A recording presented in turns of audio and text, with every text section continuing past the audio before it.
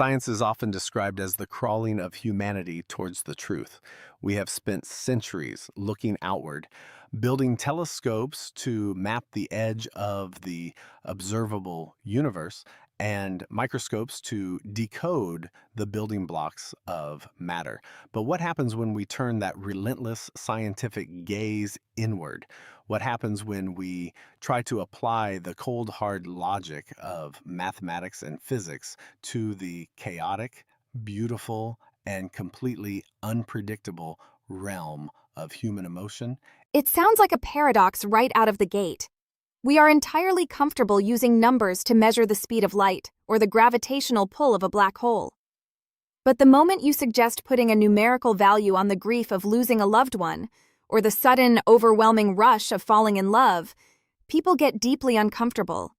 It feels almost like a violation of the human experience. Yet, if we truly believe that everything psychological is ultimately biological, then shouldn't those feelings be measurable? Shouldn't there be an equation for joy? That is exactly the suspenseful tightrope we are walking today. We are diving into a fascinating framework that attempts to do exactly that, quantize emotions. And the stakes here are massive. If we can actually measure human feelings with mathematical precision, it changes everything from medicine to philosophy, maybe even how we understand our own consciousness. But before we even get to the how, we have to tackle the massive elephant in the room. Can we even call psychology, especially the study of abstract emotions, a hard science? That debate has been raging since the very inception of psychology. The skeptics have a very straightforward argument. How can you definitively call something a science if you cannot lock it in a controlled experimental vacuum? If I want to test gravity, I drop a rock. The result is conclusive. But if I want to test happiness, how do I even define it? Happiness to a billionaire in a penthouse is functionally and contextually different from the happiness of a farmer watching the rainfall after a long drought. It is entirely subjective, culturally dependent, and constantly shifting. Exactly. You cannot just put a human soul in a test tube.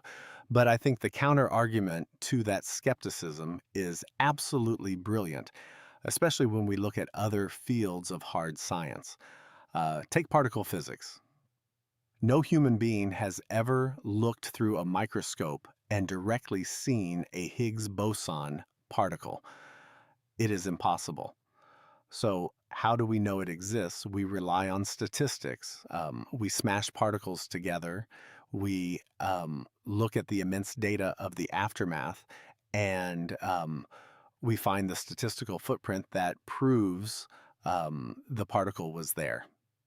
That is a perfect analogy. Psychologists are essentially doing the exact same thing with the human mind. They cannot put a tangible piece of anger on a scale, so they operationalize the abstract. They look for the footprints. Instead of trying to capture a universal, ethereal concept of happiness, which simply does not exist, they measure how many times a person smiles, or they track the flood of endorphins in the bloodstream, or they map the neural pathways lighting up in the brain. They create a functional, testable definition that serves as a proxy for the abstract feeling. So we are mapping the footprints of the mind and following the classic scientific method, observing a phenomenon, forming a hypothesis, testing it, and iterating. But what fascinates me about the approach we are exploring today is that it does not start in a highly controlled laboratory with test tubes and brain scanners. It starts in the imagination. It relies heavily on thought experiments. Which is, historically speaking, the most powerful tool humanity has ever wielded. We tend to think of scientific revolutions as happening because someone built a better machine, but almost all of our most profound leaps forward started with a person simply sitting in a chair, running a simulation in their own mind. Right? Newton sitting in an orchard. He didn't need a massive particle accelerator to understand gravity. He just asked a remarkably simple, almost childlike question. Why does the apple fall to the ground but the moon does not? And Einstein is the undisputed king of this. He explained special relativity by imagining himself chasing a beam of light or sitting in a train while lightning strikes the tracks. He explained general relativity by picturing a person falling off a roof or standing in an accelerating elevator.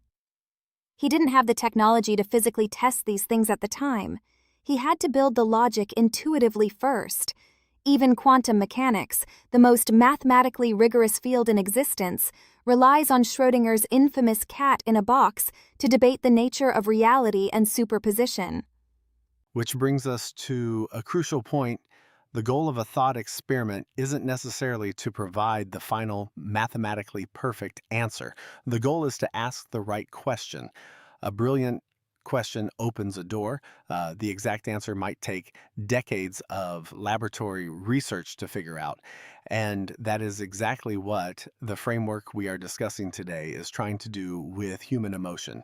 It is not claiming to hand us the ultimate finished scientific theory of the mind.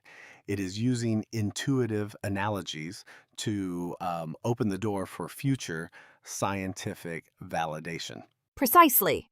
It is laying down the conceptual tracks so that the train of experimental science can actually run on them. And the framework proposes two main methodologies to actually pin down this elusive concept of quantized emotion. The first one is grounded in something very tangible: the hormonal and neural response. They propose something called the HN value. The HN value. So we are moving from the abstract poetry of feelings into the hard chemistry of the body. If I am terrified, my brain isn't just experiencing a philosophical state of fear. It is physically flooding my system with cortisol and adrenaline. My neural pathways are firing in a very specific, observable pattern. Yes, and the core philosophy here is one we have to keep repeating. Everything psychological is biological. Every fleeting thought, every deep-seated trauma, every moment of euphoria has a physical correlate in the body. The idea behind the HN value is that if we can meticulously track, measure, and assign a value to this precise cocktail of hormones and neural electrical activity, we are no longer just guessing how someone feels based on a questionnaire.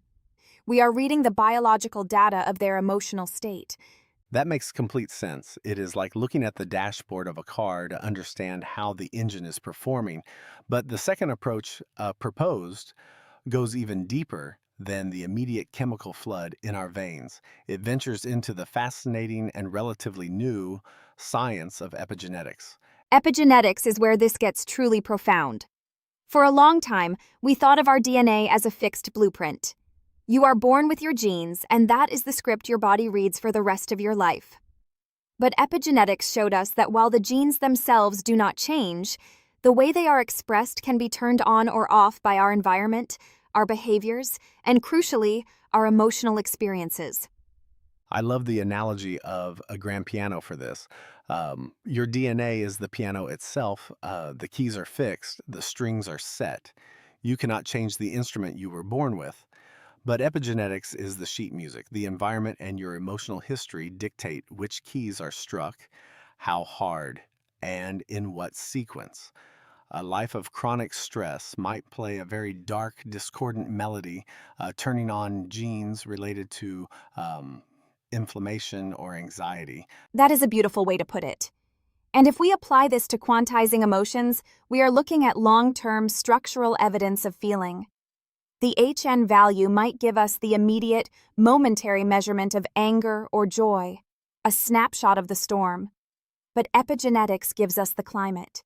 It shows us how sustained emotional states literally alter the biological expression of our physical selves. If we can measure those epigenetic markers, we are essentially reading the physical scars and triumphs of a person's emotional life. That is staggering to think about. We are talking about reading the history of a human soul written into the margins of their genetic code. But as we push this boundary, as we try to apply strict mathematics to psychology, we inevitably crash into some highly complex territory because human behavior doesn't follow a straight line. If I drop a ball, I know exactly where it will land. If I put a human in a stressful situation, they might cry, they might fight, they might laugh hysterically. It is entirely nonlinear.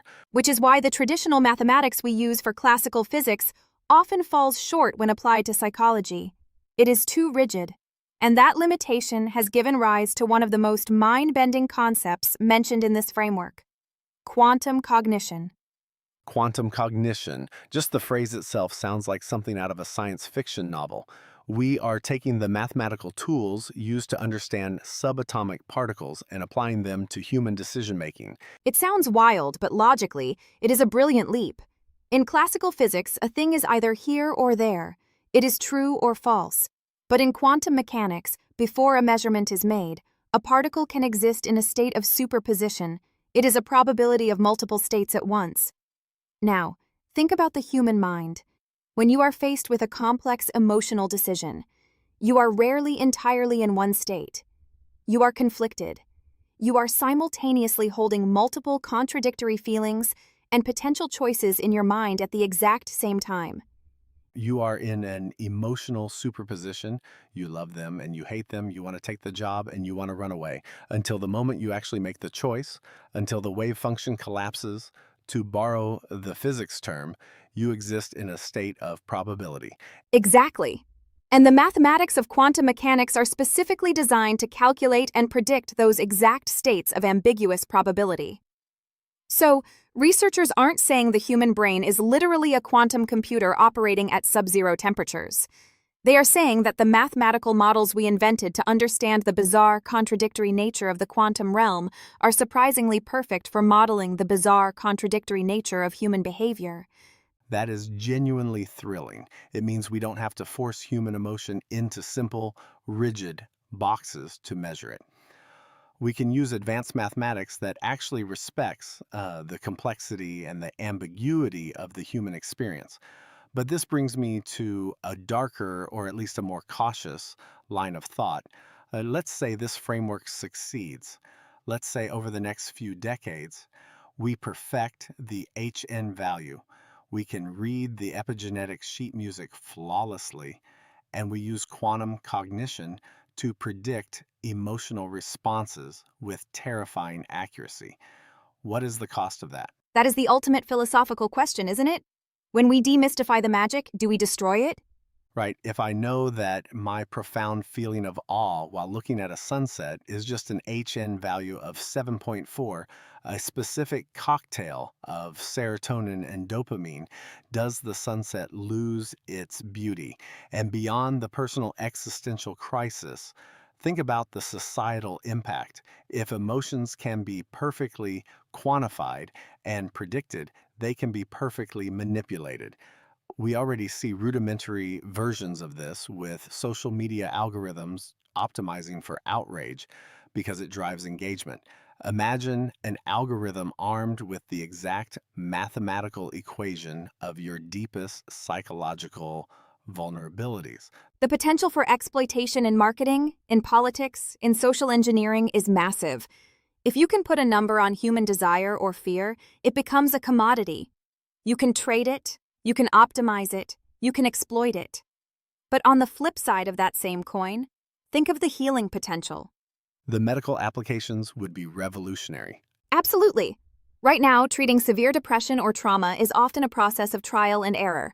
A psychiatrist prescribes a medication, waits 6 weeks, and asks the patient, "Do you feel better?" It is highly subjective. But if we have a quantifiable HN value, if we can read the epigenetic markers, we could target mental illness with the same absolute precision that a surgeon uses to remove a tumor. We could objectively measure if a therapy is actually repairing the neural pathways. We could validate the pain of people whose suffering has been dismissed as just being in their head. Because we could finally point to the data and say, no, it is real, and here is the mathematical proof. So it is a double-edged sword, as all great scientific leaps are. We are standing at the edge of a frontier that is far more intimate than deep space. We are trying to shine the cold light of mathematics into the warmest, most chaotic parts of ourselves. And perhaps that is the true essence of humanity's crawl towards the truth. It isn't just about understanding how the universe works, it is about understanding how the universe experiences itself through us. And that journey requires us to be brave enough to ask the right questions, even if the answers fundamentally change how we view our own consciousness. We have to be willing to run the thought experiments, to look at the biological footprints, and to embrace the quantum ambiguity of who we are. It leaves us with a profound thought to carry forward. If we eventually write the final equation for human emotion, will that equation read like a cold set of rules, or will it read like the most complex, beautiful symphony ever composed? Will quantifying our feelings reduce us to biological machines, or will it finally prove just how miraculous our existence truly is? I suppose that is the next great experiment we are going to have to run, and we are all the subjects. A fascinating reality to ponder. We will leave you with that question echoing in your mind today. Keep wondering, keep asking the right questions, and remember that sometimes the most profound discoveries are waiting not in the stars, but in the spaces between our own thoughts.